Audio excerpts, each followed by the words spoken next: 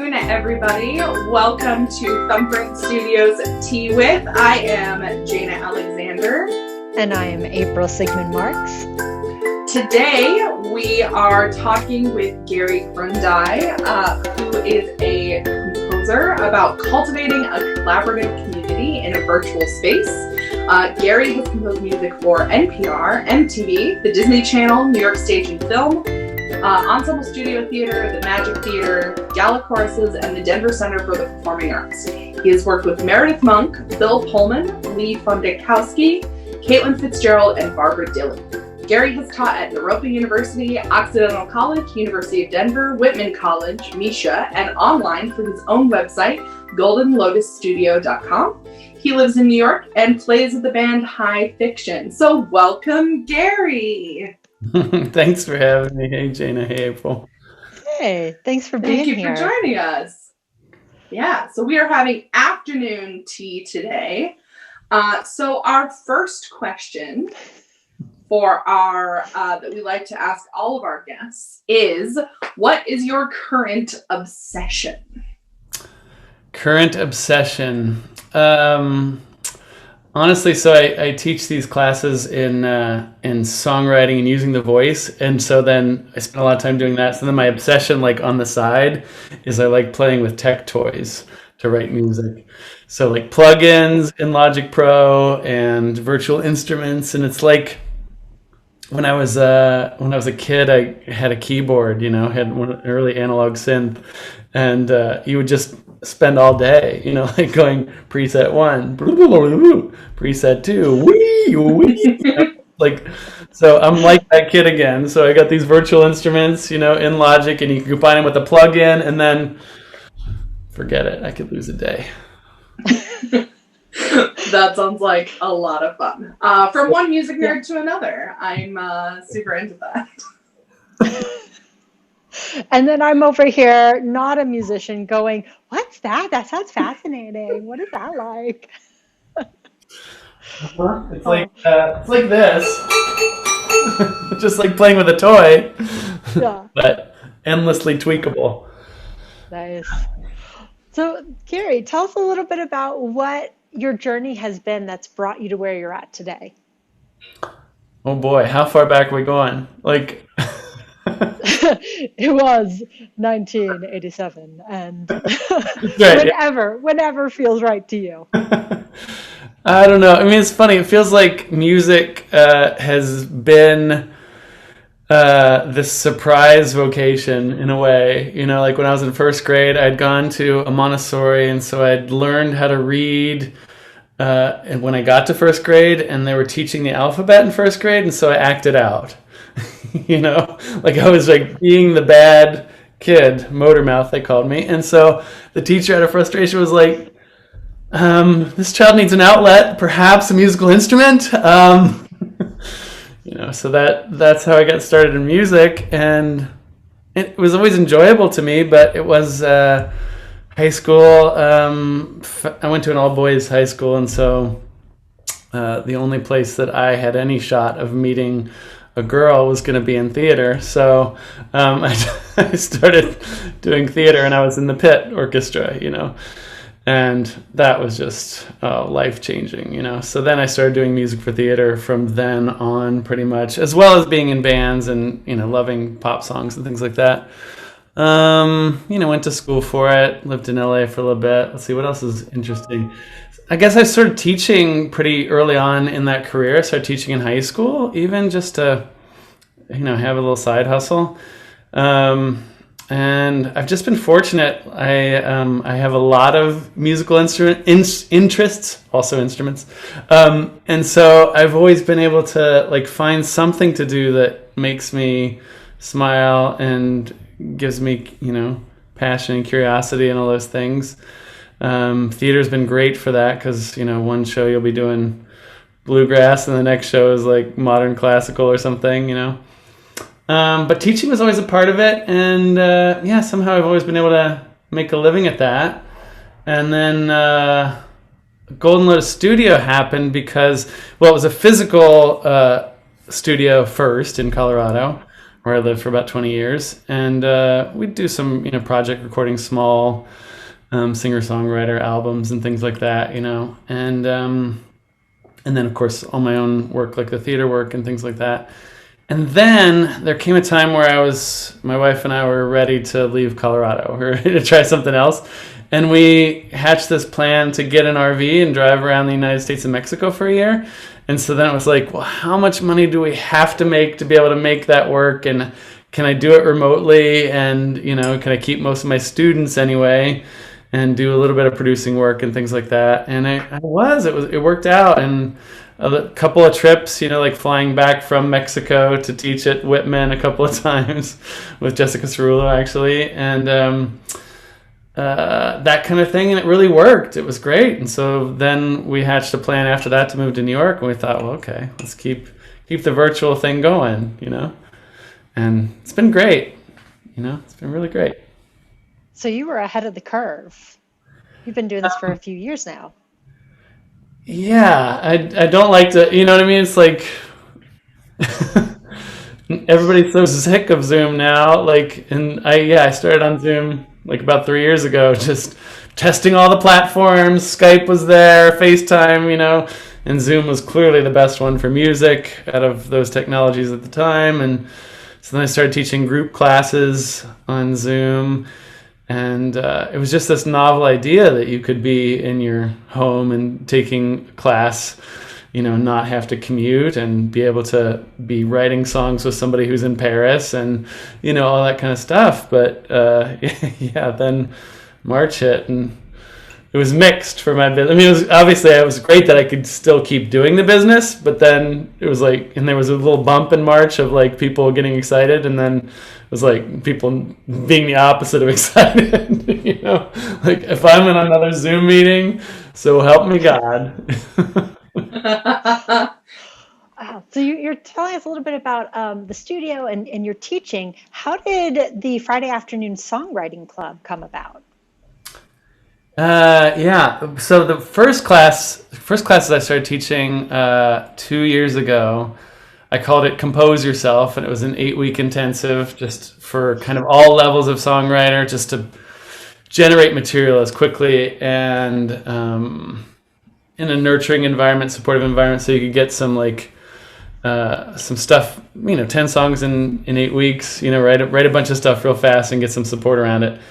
And it was I wasn't sure if it would work online. It was the same kind of stuff I was teaching, in classrooms, to just even generate material with actors for devised theater and that kind of stuff. And it worked surprisingly well. I just put a bunch of exercises in place to get everybody to bond really quickly, because I knew that would be a hurdle over Zoom. And it just surprisingly worked, and everybody raved about it and signed up for the next round and stuff like that. But that's like at a $600 price point, and I was kind of feeling like, well, not everybody can afford that or should have to afford that, and this kind of work I want to be available to a wider audience, or just whoever wants to write songs should come write songs with us. So I tried a couple of drop-in classes, just like write a song in an hour, come drop in, and I offered that for like $30, and people loved that. I did a few of those. And then I was listening to some business podcast, because look at me now, I'm an entrepreneur, I've got that hat on instead of just musician teacher. And one of them was like, you should do a webinar every week for a year. It'll teach you what your clients want. It'll, like this businessy kind of thing, right? And I heard it and I thought, wow, that's interesting. And then I was like, but I don't want to just like sell at people every week for a year. That's not interesting to me. So what's something that I could offer that would be more of a generous offer, or would just like be sustainable and authentic to me, and would allow me to connect with new people, hopefully every week, And so I thought, I'll do that. Let's write a song, in an hour, kind of set of prompts, and I'll offer it a different one every week for a year, and we'll see how it goes. And I was doing this sort of invite-only kind of high-end offering called the Album Mastermind at the time in January. And I promised this, I write a song every week, as a part of that offering. And so I kind of beta tested it with them. And then March happened, and I was planning to go live in April actually, and COVID happened, and I was like, let's just offer this because we all need to, talk to each other, or connect somehow. And we've been practicing this a little bit. So we started like mid-March, just kind of pushed the baby out a little early, and just said, okay, yeah, let's see who wants to come play, and it's been really fun, it's been really, really fun. And it's been surprisingly good to have that through line through this crazy year, Yeah, absolutely. So pretend that neither April nor I have experienced this, because we did go last week. So pretend that we have not. And how would you explain to us how, what do you call it? FASC? Is that how the... Yeah. Explain to us how FASC works. Well, Jaina, I'm so glad you asked. You should just come on Friday at 4 o'clock Eastern time, show up with a notebook and a pen and some recording device. No prior experience in songwriting necessary. All levels of experience welcome. And we'll write a song in about 75 minutes. Like I just say, we do prompts. We mix it up every week, but the prompts are such that I'm aiming to take any level that you're at, to have you make a thing in 75 minutes. It might not be good. It might not be done like in the sense of I'm ready to release this, my second album in a year, like Taylor Swift. But it's a done thing, and you can look at it at the end of 75 minutes. You can look at it and go, is this worth pursuing? Because I basically spent an hour of my life on this thing, or should I just abandon it right now? And go on to something else, call it a good creative exercise. If we do that, 50 sometimes in a year, then awesome. You're going to have some cool material at the end of that. Right. And yeah. And just to talk to that piece about not experienced or not a musician, like April, like you were saying. Yeah. My thought is, and I just have seen this because I've just been teaching this kind of thing so long, is that non-musician, while in most contexts it makes sense to use that label, it's just not actually true once you start making up songs, in my experience. Like, I haven't met a person who can't do it, I really haven't. And I've worked with MFA theater classes where they're like, wait, you're having us write songs now? I did not sign up for this. This is not my area of expertise. This is not something I ever wanted to do, and still they did it, and they did it very successfully. And I guess I just think like, we grew up, it's like language, like we grew up with listening to music, in most of our cases, right?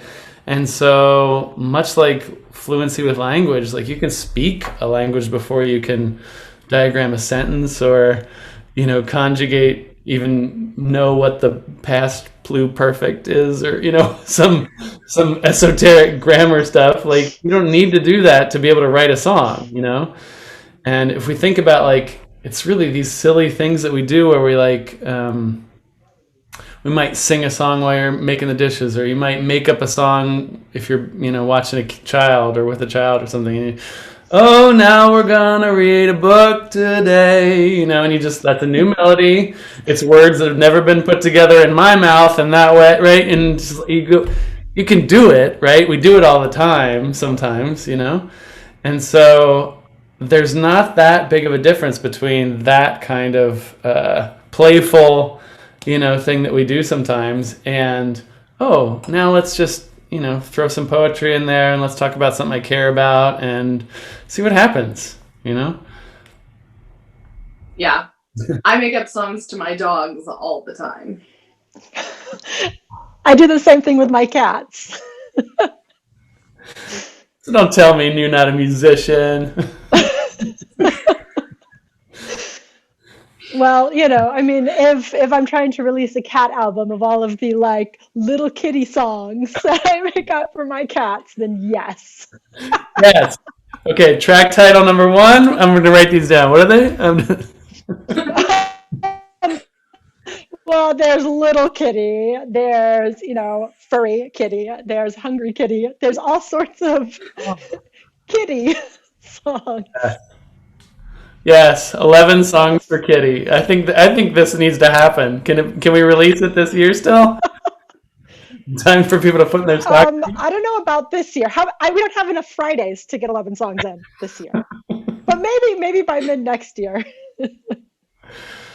Awesome. Yeah, that's what I'm talking about. Like, and I also just think, I know that the two of you have kind of experienced the edges of what theater and art can be. It's like if we get away from just the latest Lady Gaga song or whatever we hear in that kind of context and go, well, what is a song? What are all the occasions that we sing? What are all the possibilities where music can be transformative? You think about mantra, you think about church hymns, prayers, lullabies, nursery rhymes, all these kind of things where song, we box music and song in too much, and Yeah. I think as soon as you start to just give yourself permission, like, oh, well, this is going to be the dumbest song that's ever been written, but I'm going to do what Gary tells me for an hour. And let's just see what happens. This will be fun. Let's see how dumb it can be. That's the spirit I go into it with, and I just think by our nature, humans are creative and playful. And so we can all make stuff. Yeah, absolutely. Yeah. Yes. I get actors in my studio all the time who are like, "Oh, but I'm not a singer." And I'll be like, "Can you physically sing though? Okay, then you are a singer." So I totally know what you mean by like boxing ourselves into like some sort of creative box, being like, I am an actor, I am a this, I am a that, and then not like, exploring those reaches of what art is. Yeah, 100%. Like, and even just kind of in obvious things. A spoken word poet is in one of my classes, and it's like, okay, so what is song? In this context, it's great. Mm-hmm. Conversations are just so great. And what is a scene that's underscored? In theater, is that now song? In some cases, I would argue absolutely it is. Yeah, absolutely. So as we mentioned, we did go, you graciously allowed us to participate in your class last week. And I went to school for music. So I read music, I can notate it, I understand how it works. But I will say that I was nervous going in because my experience with songwriting has been like Bach chorales, which if you know what Bach chorales are, there are a lot of rules to it. Right. And so if I have a lot of rules, it's like, oh, okay, well, this feels like cool because like you like start with the melody and then you're like, okay, now this has to be this because of X, Y, and Z rule. But going in and being like, okay, this is like free form, like I can sort of write whatever I want is a little bit daunting. But I will say, I came out with something that I thought was rather good. So it was a cute little ditty. Right on, right on. Are you going to sing it for us, or? I actually don't remember it at this moment because I haven't looked at it since the day, but I did notate it in my little Flat account. If you don't know, Flat Notation is a software. It's free. It's nice if you want to use music notation software. Saves it on a cloud, so you can use it on multiple devices. Just to FYI. Nice. No, I didn't know that one. Cool.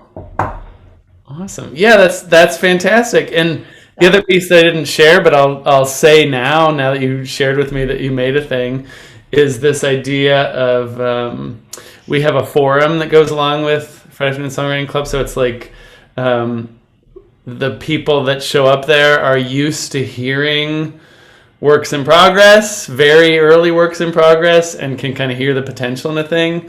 And so the invitation is to just post whatever you made, even though you might not even like it yet on the forum, and this little community can comment and give you, the instructions are to give like a couple of things that you like about it, specific things you like about it, you know?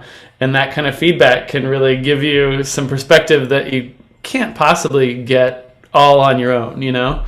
We tend to be not that objective about our work, especially when it's brand new, you know, like that. So anyway, that kind of thing, or, you know, that can be vulnerable for people to share it in the whole community. So I always encourage people, well, why don't you text it to somebody, you know, your little voice recording, just right at the end of class, just find one partner, you know, you could text it to April, be like, this is what I made, I can't stand it. But just like practice sending it off anyway, you know, like, yeah, I showed up, I made a thing, cool. And it turns out this thing you made you like, Jaina, that's cool. Awesome. I love that. Share the thing before you're ready. Yeah. It's, you know, there's a vulnerability in being just transparent in your process. And one of the things I've discovered through this way of teaching songwriting, because, you know, I studied music in school, but I didn't study songwriting. I studied jazz composition, I studied classical composition, I studied all that other kind of stuff. But you know, when I go back to my 6-year-old, 7-year-old self, I was like into songs, you know, that's what I was in love with. And even through high school, I was just like in bands and all that kind of stuff. And I was just like, that's what I really cared about, the emotional connection, and musicals too, you know, songs in musicals. And so then I got back into this thing. But what I've discovered is like teaching this way is that nobody's an island in this. You know, we all need a little bit of reflection. At least I'm going to contend that. Maybe there are a few loners that are on the edge of this, but almost all of us want for a little bit of reflection back about what's working and not working. You know, we have ideas ourselves, but I think we form those opinions even through other people, you know? So I think it's great to have just at least one partner or a community or a mentor or something on the path. Just go, yeah, that's pretty cool. I like that a lot. And I don't even have to say I can't stand your bridge, because nobody talked about the bridge, right? You know what I mean? Like on the forum, we can even just keep it all positive, and then you walk away going, but I feel a little weird about the bridge. And you go, yeah, nobody commented on the bridge. Should I change the bridge? Yeah, you should change the bridge. Right? I don't even have to go like, yeah, your bridge is a problem. Like, it's not even like that, you know? It's just, we can talk about what's working to start and then ask some questions. Anyway, April, I want to know, how did it go for you? Tell me. I'm putting you on the It actually went way better than I expected. And I wrote something and I like walked away and was like, oh, wow, like there's a little something here. I wrote a little something. And I completely was surprised because, you know, you talked about boxes and how we have to place these boxes, which is also interesting because it sounds like you came to music from outside, being an outsider, being outside the box. And I feel like a lot of people come to the arts as like outsiders, being outside the box and needing something that supports being outside the box. So I, you know, came to it was like, oh, you know, I'm not a musician. I'm super nervous about this. I don't even know what this is going to be or how it's going to go.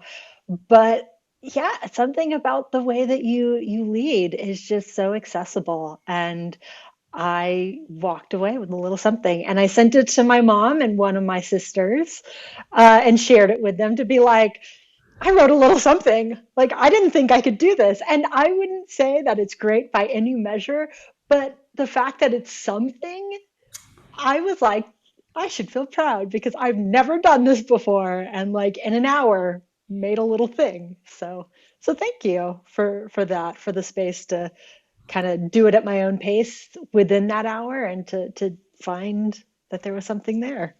That's fantastic. That makes me so happy. You know, that's the greatest joy for me. Like, I love the process so much. I just enjoy, obviously there are moments where I get stuck or down to myself or things like that. And most of these tricks, most of this writing stuff is just snapping out of it as quickly as possible. You know, whether it's the first time you get stuck in, oh, this is no good and no one will ever like it and I'll never write anything good. And I just, you know, and to just snap at. But so I love it, but I have to say, like, sometimes even more, I love, you know, seeing that spark in somebody else where it's like, Yeah. Yeah. Cool. Yeah, It's awesome, isn't it? Write some more. yeah, yeah. You're doing Well, that and then right now? giving, Yeah. yeah, like giving permission to be like, nope, go with the first thing that comes to you, just go with it, and don't waste time like going, oh well, could I or could it be better? Just go, nope, I'm going with the first thing, and then just following where that leads. So there was something of like giving you permission to write something that wasn't great, or to go, this may not be the best idea, but I'm following it. Let's see what happens. It really sparked more than, I mean, and this is something that should have known, right? Coming from the world that we do, and working with Misha, because I think this often comes up in that realm, is like follow your impulse, the first one that comes up. But like kind of forgot for a minute, was like, this is gonna be terrible, but let's see what happens. And then going, oh no, there's actually something here if I go a little bit deeper. Yeah, yeah. I mean, I'm so glad you said that. But there is a difference in how it's viewed in our culture. Like how many times have you been on a gig where the actors didn't get paid or didn't get paid very much, but the musician at least got a stipend? You know what I mean? Like musicians don't make money, but actors, like in terms of what the culture values, right? So that, and where does this come from? It's like this idea because you spent a certain number of hours at it, but of course actors do as well, and but there's this idea that okay, Craigslist, now we can cast auditions. Anyway, I'm not going to get off on that tangent, but there's that weird thing, right, where we like put music in this other box, and it's not true. It's like not all cultures do that, but ours definitely does. Put it in this other box where it's like, oh, it's for a particular group of people are allowed to have opinions about music, allowed to make music, allowed to share music. I no, no, I don't agree. So, Yeah. thanks for stepping Yes. into it anyway with with the group, with me and the group. I really appreciate Oh, well, it ended up being like my anxiety. There was no need for it, but and I when I expressed that, everyone was super welcoming, and I was getting all these messages of like, I feel the same way, and so there was a lot of encouragement going in, which was appreciated because again, like, yeah, we have these boxes of like, nope, that's I'm not allowed to do that. it. So Right. Well, come back anytime. You're always welcome. okay, thank you. So to wrap up our conversation here, if there was one thing that you could leave everyone with today, what would that be? Oh man, it's just that we kind of talked about it, but that just I want to give you permission, like whoever's watching, I want to give you permission to make the song, write a little song, whatever song could occur to you. You could be having a strong emotion. Like sometimes I play with this idea where I'm feeling a strong emotion and I don't know what to do with it and I'm having trouble staying with it. So I'll make a little one sentence, line that says what it is, and I'll start singing it or moaning it or groaning it or something, and I'll just repeat it. And I'll be darned if that doesn't move something. So anyway, just permission to whatever song might be for you in your world, I want to say yes. So, with that permission, where is the place that those watching who want to take that permission and run with it and join the Friday afternoon songwriting club? Where can they go and how can they find this? What are the details?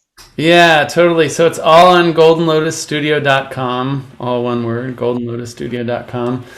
And you'll see all the course offerings. We have the intensives and we have recording classes and writing through the voice and drum tracks and album mastermind, stuff like that. But the Friday Afternoon Songwriting Club is a great place to get into it. And if you go to goldenlotusstudio.com, you'll also see I wrote a little PDF that kind of lays out some of these things, 64 songwriting tips and tricks. And you can download it for free there if you're interested in, well, I don't know, maybe I need a halfway step before I show up with other people. But that's exactly where you do it. Thanks for asking. Awesome. Oh, thank you so much for sharing. I mean, Jada and I were gushing about it afterwards to each other. We were. So, all of you out Yeah. there watching, go You will not regret it. It's fantastic. And we always like to throw in a little bit about like what we have coming up because we always have a few things going on here and there. We have our monthly Thumbprint Reads and Listens, which is our script reading club, where we talk about scripts and lesser known playwrights and works. And next year, we're starting a whole new thing, which we're super excited about. And we're calling it the Instead of series.